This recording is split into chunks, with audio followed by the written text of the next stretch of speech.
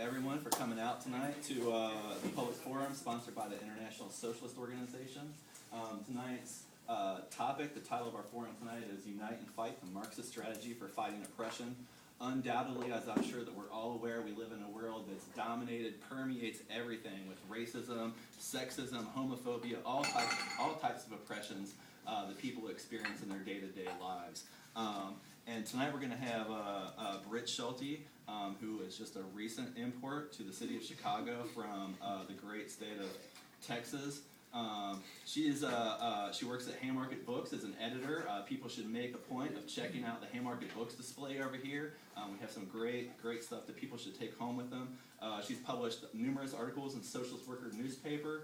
She also works with the campaign to end the death penalty in the city, as well as the campaign against police sexual assault. This is a group that people may be aware of, has been organizing to hold some cops accountable that were involved in the rape of a woman that lives in this neighborhood right here in Rogers Park. They've been doing some great work trying to hold those police accountable for their disgusting acts.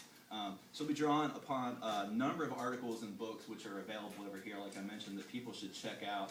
One of them, I think, is over there on Engel's Origins of the Family, Private Property in the State. Another article that comes from the International Socialist Review by Paul D'Amato is called Marxism and Oppression, which will give a general outline of what Britt will be talking about tonight. There's some photocopied versions of it over there. People should feel free to take that with you for free. But make sure to check out the Socialist Worker newspaper, which is our monthly newspaper that covers a whole number of issues, the International Socialist Review magazine. And for people that haven't been to one of our meetings before, what's basically going to happen is that Britt will talk for about 30-35 minutes to sort of introduce the discussion. Then we'll open up the floor for comments, questions. So kind of, think in your mind of, if Britt says anything that strikes a chord with you, if you have any questions that you want to raise, just jot those down or whatever and raise them up in the discussion when we get to that point. So we'll have plenty of time for discussion. We have the room until 9 o'clock tonight. And then Britt will come back at the end of the discussion and try to tie up any loose ends or any questions that are directed right at her. So I'm going to go ahead and turn the floor over to Britt, and I'm going to pass around a little contact sheet so that we can stay in touch with everyone here as well and let you know about other things that are coming up, protests, demonstrations, other public forums, study groups, all kinds of things that we're involved with. So without any further ado. Thanks, Eric. I'm going to welcome you all again. I'm very excited about this topic, and I was looking forward to being the one that presented upon it, which is Unite and Fight. And that's a really invigorating title, and we're going to be sharing with you the Marxist strategy for fighting oppression. I'm here tonight not only to outline historical socioeconomic examples, but to make a strong case for organization and solidarity within social justice struggles. Because Marxists understand that all oppressions intersect within the working class. This isn't just about the words that we're going to say or exchange tonight, but it's about the plans that we're going to be putting into collective action tomorrow, okay? But this can't be done without first clearing up some misconceptions of Marxism and also locating the origins or roots of oppressions. During this discussion and talk, I'll be addressing various forms of oppression: sexism, racism, queerphobia, ageism, and the exclusion of the disabled. So I want to get some things out of the way first, break the ice, clearing up some of those misconceptions. The claim is made that Marx places class above all other forms of oppression. And the notion that Marx and Engels privileged class over other oppressions is simply wrong. Marx and Engels, and Marxists like me since, have maintained that oppression cannot be understood separately from capitalism because capitalism uses and depends upon oppression for its survival. And also, that the most comprehensive struggle against oppression cannot be won on the basis of separate struggles of the oppressed, each working across class lines. But that such struggles will always be limited and hindered by the narrow interests of the bourgeois and middle-class interests within the oppressed group who will seek to limit the scope of the struggle within the confines of capitalism. Now, they do this not because they understand their oppression is linked with capitalism, but because they see it as separate and therefore do not wish to change the way that they benefit from this economic system. Only the working class, consisting of black, white, Latino, gay, straight, women, men, and other diverse groups, has both the collective ability and the common interest to fight for complete liberation. Now, we can take, for example, the suffragette struggle. And that was a movement that took place across class lines. And history has shown us that that movement was severely limited because of the incredible lack of solidarity with the black community and advocating for their right to vote. This was because of the bourgeois and ruling elite women who only wanted to extend rights to those they deemed fit, and stunted the actual progress that could have taken place for civil rights. They had no stake in challenging the ruling order. They just wanted to play a larger part in the ruling. You could also look at the second-wave feminist movement's open hostility to the queer community, calling the lesbian, bi, trans women who wanted to fight for their equal rights the Lavender Menace. Some of the largest women's rights groups of the time, including the National Organization for Women, took up this very exclusionist standpoint because they thought they could gain more traction with the middle to upper class, white, stay-at-home mothers if they kept the movement, as they said, more palatable or relevant to most women. The fire left the gut of this movement because class antagonisms developed from within it. Now this leads us into an investigation of oppression, and something important to remember in terms of how oppression is used within society, specifically in the workplace, is to understand the relationship and differences between exploitation and oppression. Exploitation is to unethically and unjustly exhaust a person or resources for profits, whereas oppression holds the key to exploitation as being an exercise in fostering divisions in a cruel and burdensome way. It not only fosters divisions, but it impedes our comprehension of what is being done to us. Oppressions are ways in which the ruling class divides the working class in order to conquer us all. Oppressions don't exist as independent or unattached realities in society. Society as a whole suffers from them. Now this raises the question of specifically oppressed groups within society and the intersectionality of oppressions within the working class. It is undisputable that some working class people are specially oppressed within groups of the oppressed. For example, the way a woman of color experiences oppression from the boss would be different than the life or work experiences of her white, male, heterosexual coworker. Now, although their oppressions are experienced differently, it does not mean that they have a vested interest in kicking out the boss, who uses low women's wages to drive down men's wages as well. Excuse me. They have a common enemy in this bossing class, which utilizes their oppressions in order to keep them from banding together against the bosses. Now, what is not productive is putting this into an oppression Olympics framework. This framework says that the more oppressions one has, the more adept a person is to struggle against the oppressor. Now, Marxism offers a much more heartened approach to this, and that's solidarity. Marxists say what is essential to fighting back against oppression is solidarity within the working class and social justice struggles. That is, it's important to recognize our collective struggle against the bosses who take our labor from us and against capitalism that is a system that alienates us from our means of production. Marxism says, let's work together to take back the means of production and decide what we want to do with them for the benefit of humanity as a whole, not for the benefit of the ruling elite. Now, I want to say a bit about the line of thought and theory that Oppression Olympics comes out of. As my academic background is actually in feminist theory, and let me preface with this, I wouldn't trade my support or experiences within that program. However, I recognize its predominant line of thought as incomplete and flawed because it plays to the ideas of privilege and patriarchy as the highest level of oppressors. This theory rarely takes economic or historical factors into contextual consideration. It also precludes that there is a global sisterhood shared by all women through their oppression of sexism. From a realistic standpoint, Hillary Clinton and I share an oppression from sexism as women. However, we experience it quite a bit differently because of our respective class status. If we needed abortion services, she would indeed have a much easier time obtaining those services. Why?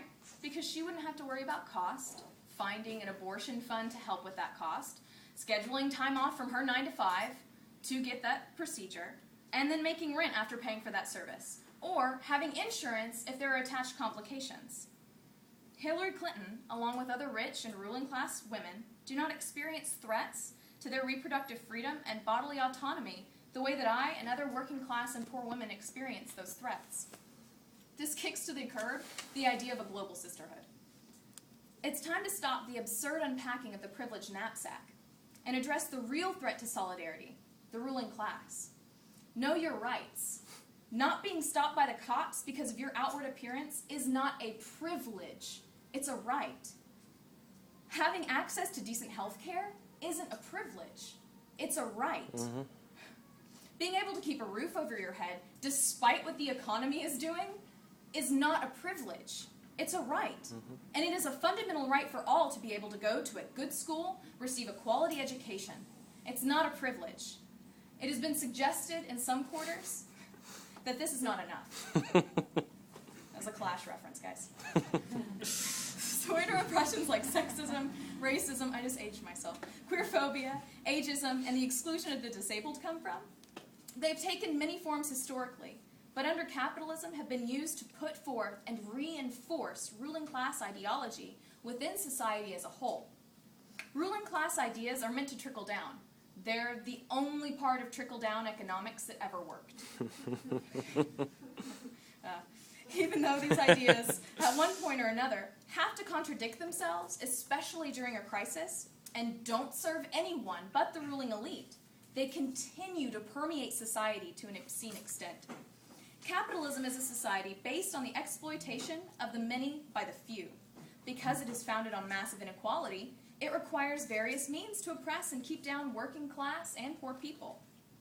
The ruling classes of the world know the value of divide and conquer, both as a means to weaken any opposition against them, and as a means to squeeze more profit from the working class. Racial, sexual, national, linguistic, and other oppressions interact within this basic class oppression to produce sections within who are doubly or specially oppressed.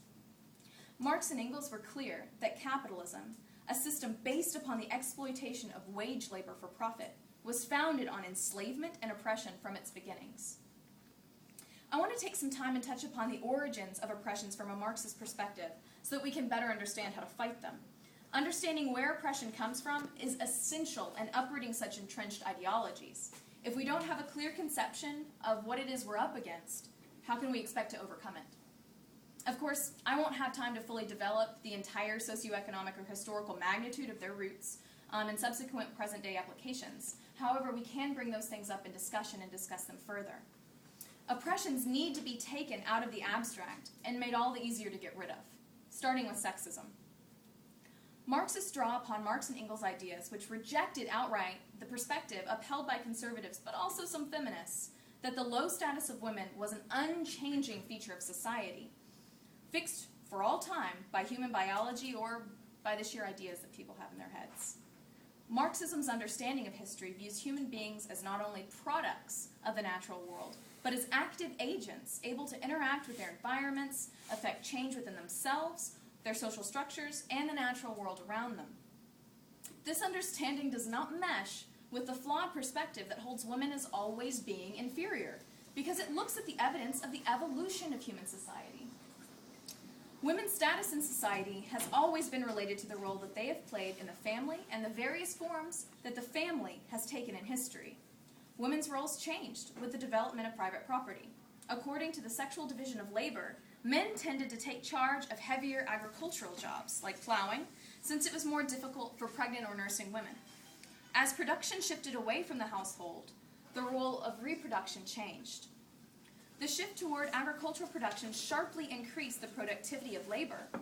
This, in turn, increased the demand for labor because the greater the number of field workers meant the higher the yield. Thus, unlike previous hunter-gatherer societies which sought to limit the number of offspring, agricultural societies sought to maximize women's reproductive potential so the family could have more children to help out with the work. Therefore, at the same time that men were playing an increasingly exclusive role in production, women were required to play a much more central role in reproduction.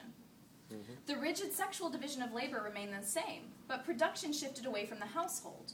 The family no longer served anything but a reproductive function, and it became a method of economic consumption. Women became trapped within their individual families as the reproducers of society, cut off from their production.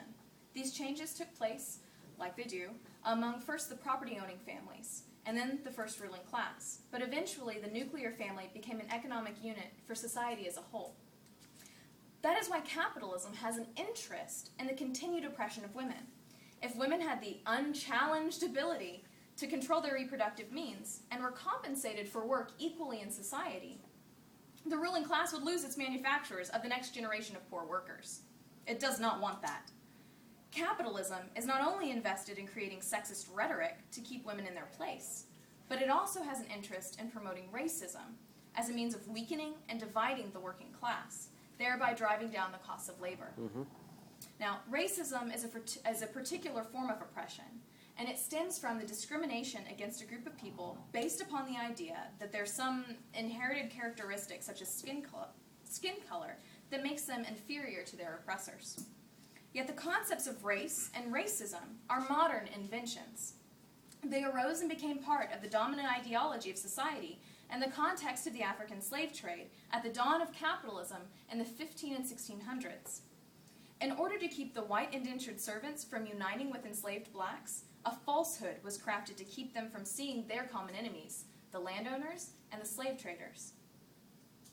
Now, the degrees of enslavement were different, of course, and the fact remained that it took institutions of the day adopting this newly invented racist rhetoric to keep revolt at bay, revolts that had once been multiracial, before the institution of racism. Now, poor whites were made to believe that blacks were somehow less than human, and therefore undeserving of basic human rights. And this ended up fostering an ignorance of each other's plight and a reluctance to integrate fight back as it once was. Religious leaders, politicians, and the rich all played equal roles in the establishment of the roots of racism. Now, Marx had this to say about the effects of institutionalized racism and how it played a role in the labor movement. In the United States of America, every independent workers' movement was paralyzed as long as slavery disfigured the part of the republic. Labor in a white skin cannot emancipate itself where it is branded in a black skin. American planters saw the profit that could be made off of keeping an enslaved workforce permanently. And after establishing that African slaves would cultivate major cash crops of the North American colonies, the planters then moved to establish the institutions and ideas that would uphold white supremacy. Most unfree labor became black labor because blacks were cheaper bought than white immigrant servants. And the laws and ideas intended to underscore the subhuman status of black people, in a word, the ideology of racism and white supremacy, ended up emerging full-blown over the next generation. This systematic and institutionalized racism lives on in our society today, propagated by profit motives. It can be especially seen within the cruel era of the new Jim Crow that we are living under, where the prison industrial complex continues to disproportionately affect poor people and people of color. Now, I want to move on into a discussion around queerphobia, because critics of Marxism, say that Marxists don't really get queerphobia. They allege this because of commentary that Engels made. They say that because Engels used the anti-gay language of his time to characterize some of his adversaries in writing, that this should discredit his contributions to Marxist theory. The short answer is yes, but more importantly, no. To develop that more, however, it's important to broaden one's understanding of history and the role that context plays.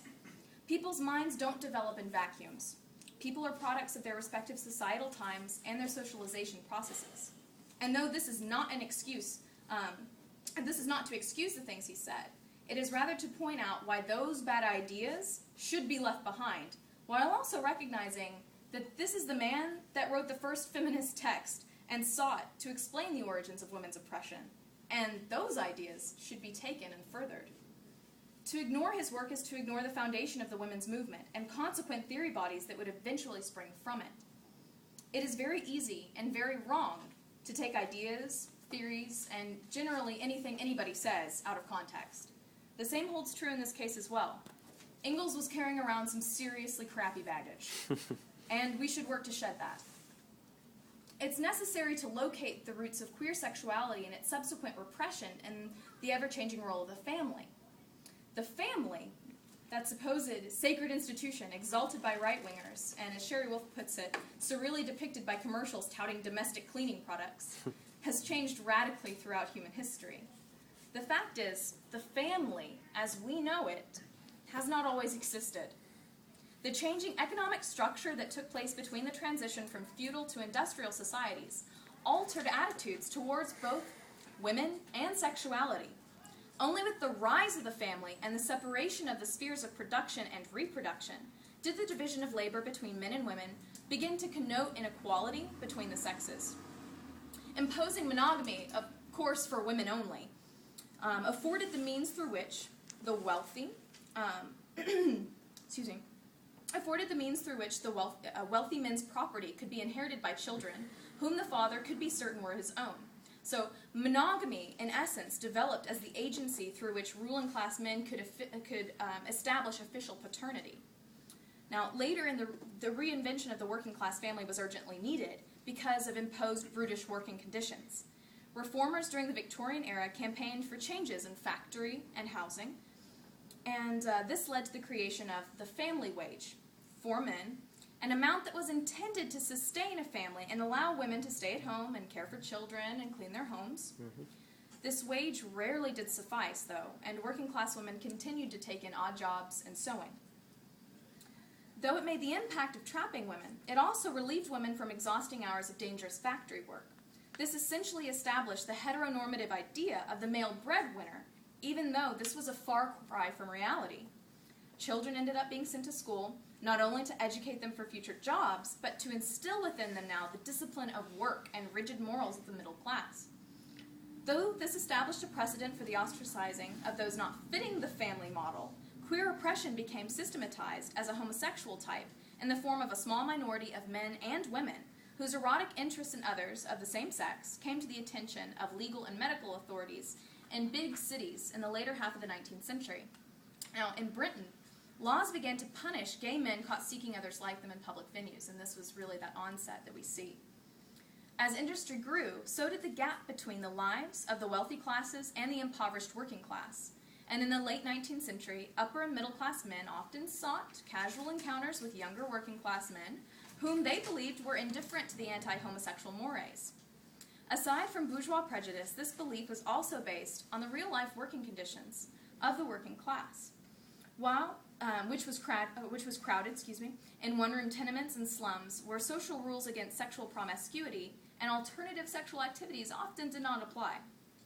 The bourgeois family and its moral codes of sexual control and hard work held the upper classes to strict rules of conduct, at least in theory. They believed that sexual purity among women was essential for them to carry out their domestic roles as teachers and disciplinarians of the children, and sexual control among men allowed them to be more successful in business. Men were allowed their occasional discreet trysts, unlike women, but overstepping the line was harshly punished. Now we're going to fast forward to post-World War II, where there was a strong economic and social incentive for increasing the harassment and further legal discrimination against gays after the war. With U.S. industry churning out like 60% of all manufactured goods in the world, the need for a higher birth rate to staff the labor force and military raised the idealization of the nuclear family. America's new industrial prowess brought household appliances and a marketing blitz unknown to previous generations of workers. Women were driven out of the industrial jobs that they held during the war. White women were told to go back home and make babies, while black women were meant to return to their pre-war jobs as low-income domestic servants and face experimental sterilization. Women's roles became hyper-feminine as men's became hyper-masculine, leaving no room for the queer grayscale in between. This economic system requires these hypocritical moral constraints to ensure that divisions are maintained. The right-wingers cry for the protection of something they hold sacred that's a mere blip on the historical record, while the Dems never keep their promises. These crafted divisions serve to keep the working class picturing this as a contested moral issue instead of a cause to rally around. Mm-hmm. Queerphobia isn't something that is separate from the economic injustice we face. It kills the spirit of solidarity and keeps people ignorant of the collective austerity that's being heaped upon us. There are those that would say we've reached a decent level of tolerance They'll say that the queer cause is united and all approaches agreed upon. They'll say that this is proven by the new gay marriage victories in several states. But this ignores the fact that even in our own neighborhood, the queer community is divided, and capital seems to be the cause. Take what's happening in Boys Town right now. The alienation of queer youth of color, mostly poor and working class, who are being persecuted in this community that supposedly respects diversity. Their medical centers are under attack, and violent racist language is being used against them on social networking sites and at public meetings for this Take Back Boys Town movement. And who are the ones leading this so-called movement? Wealthy business and property owners in this community who have aligned themselves with the police. Harvey Milk is rolling in his grave right now because of these traitors hiding behind rainbows. The next form of oppression that I want to address and bring up, because it's actually seen as sometimes separate, but I think that it holds a very important place here in this discussion, is ageism and disability. Now, they have different originating points than the other aforementioned forms of oppression. However, they are just as intrinsic to discuss when outlining how and why we fight against an unjust system. Now, much disability exists, and I think it has to be said, because of the kind of society we live in. Large numbers of people across the world are disabled because of the poverty that they live in, because of undernourishment, environmental pollution, a lack of health and safety provision at their places of work, or because of the carelessnesses of capitalism. Likewise, the general health and well-being of the elderly comes under attack viciously when the ruling class refuses to let preventative medicine into this country and keeps the private insurers' pockets lined with money, while older generations are forced to remain on as line workers because they can't afford to retire. There is no question that the elderly and disabled people are oppressed, but their oppression, like I said earlier, has somewhat different roots from that of women or ethnic minorities.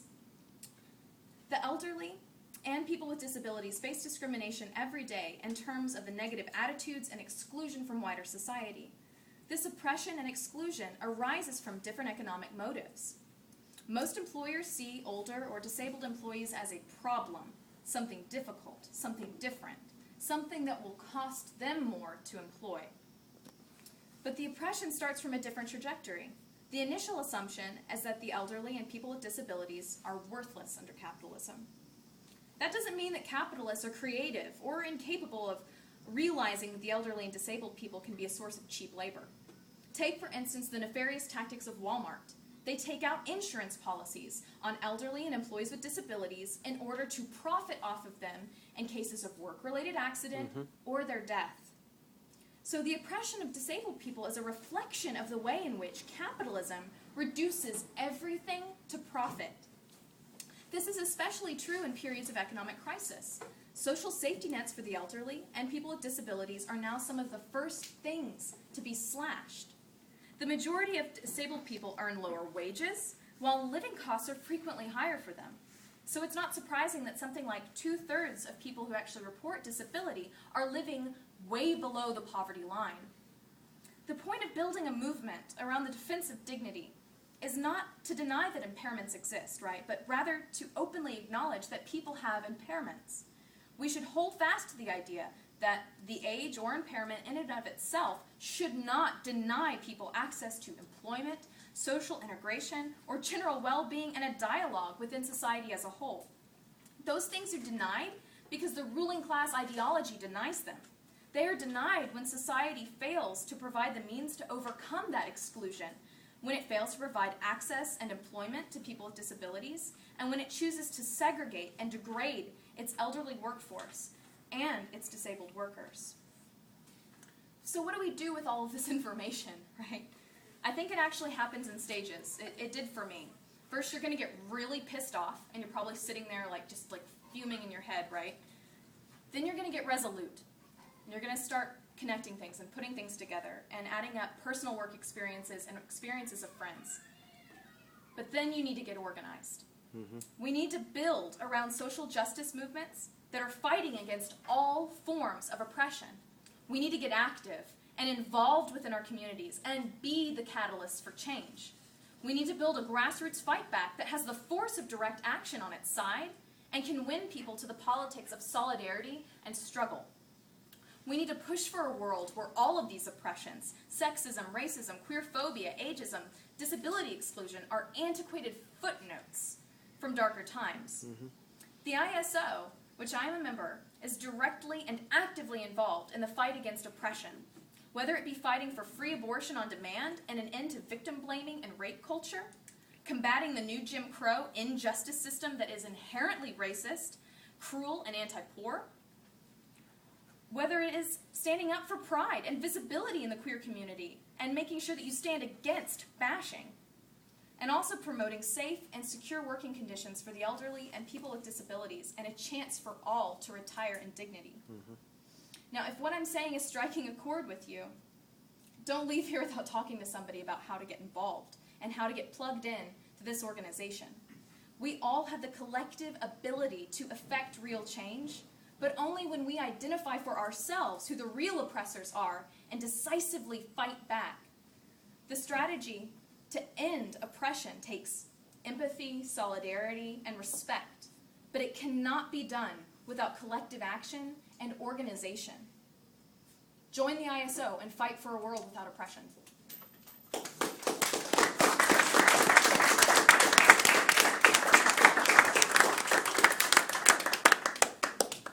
Thank you, Britt. So now we're coming to the point of the meeting where we can open it up for discussion. I'm sure that people have lots of thoughts that Britt